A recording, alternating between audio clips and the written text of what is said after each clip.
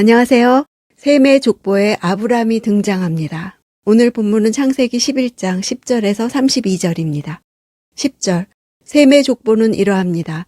셈은 홍수 후 2년 뒤인 100세에 아르박삿을 낳았습니다. 바벨탑 사건은 두 계보 사이에 끼어 있습니다. 첫 번째 셈족 계보와 두 번째 셈족 계보 사이에 바벨탑 이야기가 등장합니다. 첫 번째 셈족 계보는 에벨의 아들 욕단의 후손들에 관한 것이고 두 번째 셈족 계보는 에벨의 아들 벨렉의 후손들에 대한 것입니다. 16절, 에벨은 34세에 벨렉을 낳았고 에벨의 두 아들의 족보가 나뉘어 기록되었고 욕단의 자손은 10장에 이미 기록되었습니다. 욕단의 자손은 함의 자손이 가는 길로 갔습니다. 아담부터 노아까지 10대, 다시 노아의 셈으로부터 아브람까지 10대를 따로 정리하는 것은 하나님을 대적하는 후손들과는 다른 족보를 만들기 위함입니다.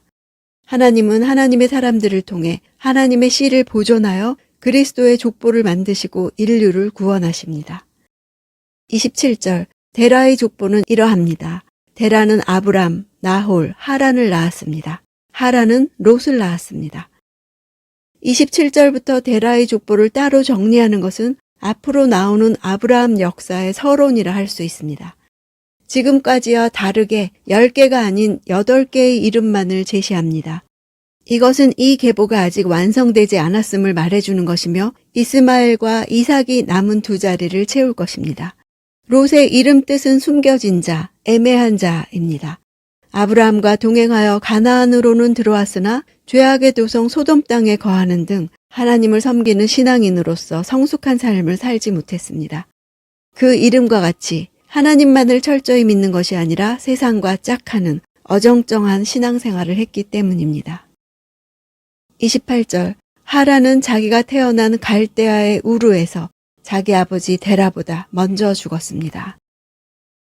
하란은 성경에서 살해되어 죽은 아벨을 제외하고 아비보다 먼저 죽은 아들로서는 처음 기록된 인물입니다. 하란의 죽음을 언급한 이유는 하란의 아들 롯이 아브라함과 동행하여 가나안까지 가게 된 까닭을 보여주기 위해서입니다.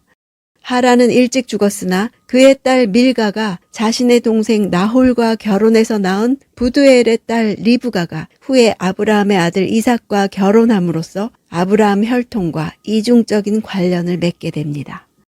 29절, 아브람과 나홀은 장가를 갔습니다. 아브람의 아내의 이름은 사레였고 나홀의 아내의 이름은 밀가였습니다. 밀가는 하란의 딸이었으며 하란은 밀가와 이스가의 아버지입니다.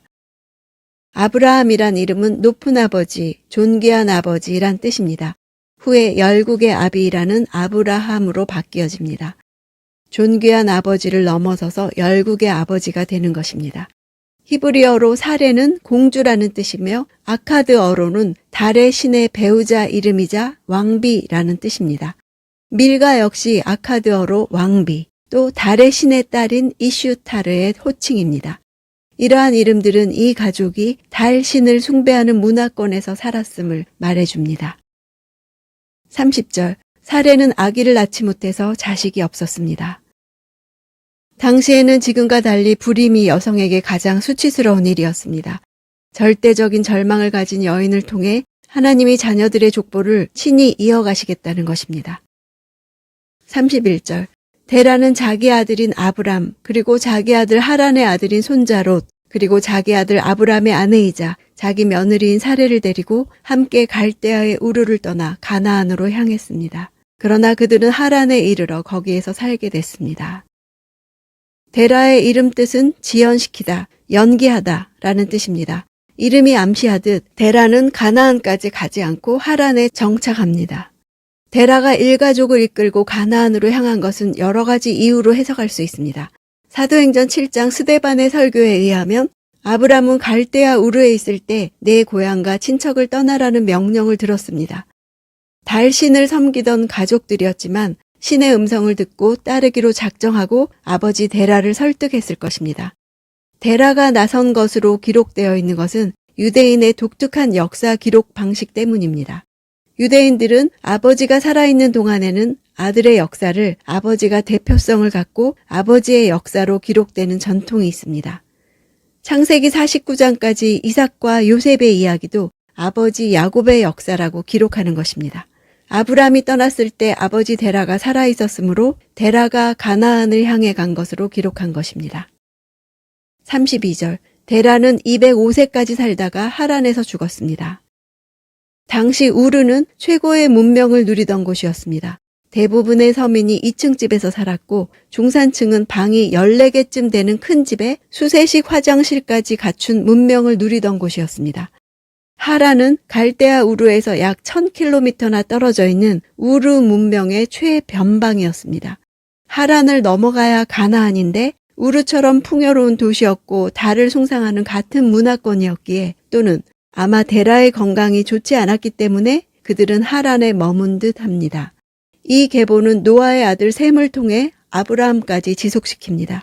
아담에서 시작하여 노아로 마무리되는 5장과의 계보를 연결하면 아브라함은 셈으로부터 10대, 아담으로부터 20대 자손이 됩니다. 아브라함은 두 계보가 나뉜 벨렉과 욕단의 아버지 에벨에서부터 정확히 7대 자손이기도 합니다. 성경 계보에서 7대에 등장하는 사람은 중요한 사람입니다.